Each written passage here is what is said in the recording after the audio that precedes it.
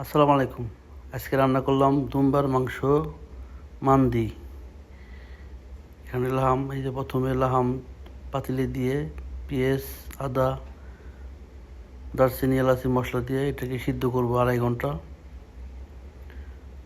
পরে এবার সিদ্ধ শেষ, লাহাম তুলে ফেলেছি 2 সেনিয়ার ভিতরে। পরে এবার মশলা দিতেছে, কারি পাউডার, জিরা পাউডার, তেল দিয়ে মিলাইয়ে মশলা দিতেছে। পরে এটাকে ফ্রেম করব। এবার শেষ। পরে এই যে চাউল মান্দি এভাবে দিয়েছি। এটা আমার কুয়েতির জন্য স্কুলে ওনাদের বন্ধুদের খাওয়াবে।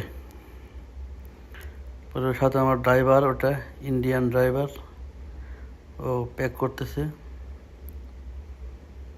এই যে আমি মাংস দিতেছি চাউলের উপরে। হাতে একটু সমস্যা, মাংস দিতেছি।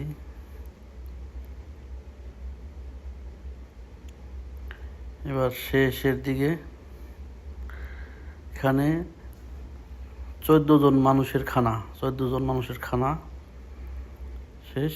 এবার এই যে সালাদটা বানায় রাখছি আলাদা আলাদা। পরে এই যেটা চাটনি বানিয়েছি, ধনিয়ার পাতার চাটনি বানিয়েছি। ওকে, ভালো থাকবেন সবাই।